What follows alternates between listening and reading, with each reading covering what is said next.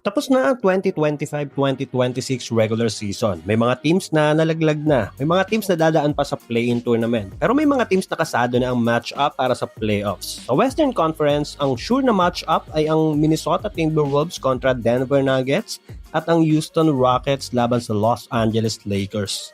Unahin natin ang Nuggets at Timberwolves series. Ang Denver Nuggets ay nagtapos bilang pang-third sa Western Conference standings na may kartadang 54 wins at 28 losses, habang ang Wolves ay pang-6 sa record na may 49 wins at 33 losses. Sa apat na beses na nagharap ang dalawang team na yan sa regular season, lamang ang Nuggets 3-1, pero mahirap ng pagbasihan ng mga regular season series lalo na pag ang Timberwolves ang kalaban.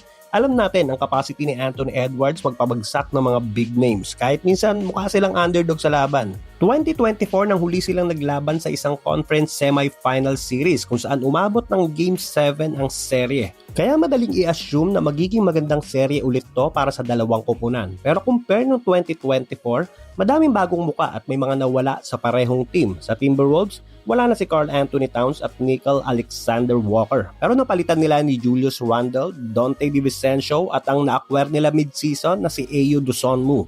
Habang sa Nuggets, wala na sina Michael Porter Jr. at ang kanilang dating 3&D player na si KCP. At napalitan nila ito nila Cam Johnson, Tim Hardaway Jr. at ang backup big na si Jonas Valanciunas. Kung titingnan mula sa lineup at records, madaling sabihin na yamado ang Denver sa seryeng ito. Dahil nga sa seeding nila sa standing, regular season series nila versus Timberwolves at tinapos nila ang regular season games na may 12-game winning streak papasok ng playoffs. At mahirap din i-ignore ang individual performance ng kanilang superstar Nikola Jokic ngayong season. Well, taon-taon naman. Malapit na nga tayo masanay sa mga numero niya at mas magugulat pa tayo kung hindi siya mag-average ng triple-double. Dahil ngayong season, may average ulit si Joker na may 27.7 points, 12.9 rebounds at 10.7 assists per game.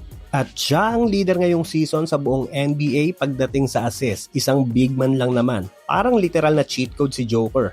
Kahit sa NBA 2K, mahirap abutin yung triple-double averages. At syempre, hindi mo din pwedeng baliwalain ang katandem niya na si Jamal Murray na pwedeng biglang lumiyab anytime. Ang first-time All-Star ngayong season na si Jamal ay may average na 25.4 points, 7.1 assists at 4.4 rebounds per game. Habang ang Timberwolves, kakabalik lang din ang kanilang superstar Anthony Edwards mula sa isang knee injury na nag-miss ng 11 games sa kanilang huling 14 games ngayong season.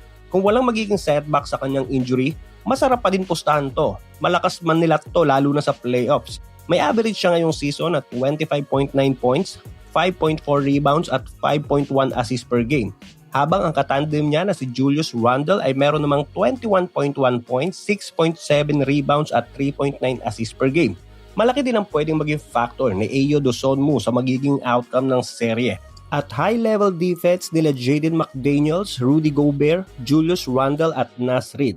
Pero taon-taon, palakas ng palakas ang team ng Nuggets, so hindi nila pwedeng pagbasihan ng kanilang previous playoff matchup. But anyways, both teams ay nagkaroon ng health issues sa roster. Sa Denver, labas-pasok ang kanilang mga players dyan, especially mga starters like Aaron Gordon, Christian Brown, Tim Hardaway Jr. at iba pa. Habang sa Wolves, ayan, kakabalik nga lang ni Edwards. May mga under-injury management pa like McDaniels, Naz Reid at even Gobert. So sana maging maayos lahat ng players papasok ng playoffs dahil I'm sure magiging isang dikdikang serye ito. Parehong gustong may patunayan ang parehong kupunan. Pero para sa akin, tingin ko, yamado ang Nuggets sa pagkakataong to. Pero let's see. Again, Anthony Edwards yan. Walang dihado-dihado dyan. Another sure matchup ay ang tapatan ng dalawang OG, Kevin Durant at LeBron James, Houston Rockets laban sa Los Angeles Lakers. Mukhang classic matchup, pero ang tanong, sa pagkawala ni Luka Doncic at Austin Reeves dahil sa injury, kaya pa bang buhatin ni LeBron James ang Lakers o matatabunan sila ng bagong powerhouse sa Houston? Natupad ang pangarap ng Houston na makaharap sa first round ng playoffs ang undermanned team na Lakers. Sabi nga ni Coach JJ Redick, madaming team ang tinatarget sila o sila ang gustong makaharap sa unang round. Ginawa namang warm-up round eh. Pero dahil yan sa mawawala ang dalawang leading scorer ng team na sina Luka at Reeves sa mga unang games ng playoffs. Pero bago pa man ma-injured sina Doncic at Austin, trip na talaga nitong Rockets ang Lakers o mas preferred nila kesa Denver o Timberwolves ang makalaban.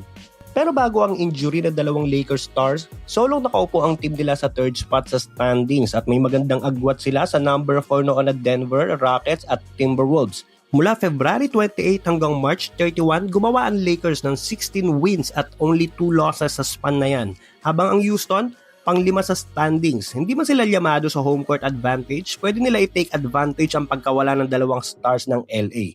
Tinapos nila ang season na may 8-win streak at pasok sila sa top 5 pagdating sa depensa. Opensa sana ang lamang ng Lakers sa kanila pero kung hindi nga agad makakabalik si Luka, parehong defense at offense na ang lamang ng Rockets sa seryeng to. Sa 3 beses na nagtagpo ang dalawang team na to sa regular season, 2 ang nakuha ng Lakers habang 1 lang para sa Houston. Nanalo ang Rockets sa kanilang unang banggaan noong Christmas game pero binawian naman sila ng Lakers ng isang back-to-back wins laban sa kanila nitong March.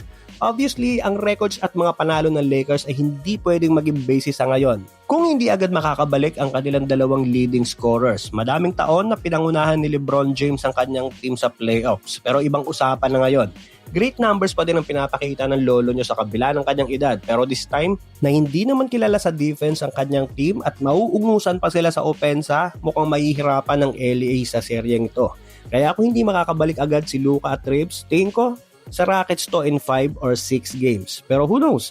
Bilog ang bola. May reports na pinipilit bumalik ni Luka ng mas maaga than expected. Kung magagawa ni LeBron at ng Lakers na maprolong ang serye o kahit makatabla lang sila sa 2-2 sa serye bago makabalik sila Luka Doncic at Austin Reeves, tingin ko mas magiging exciting at unpredictable ang serye na to. Well, hindi ko sinasabi na sure na sa Lakers to pag nakabalik ang mga leading scorers ng LA. Pero I'm sure mas magiging dikdikan at least mababa ang chance na maging one-sided ang game.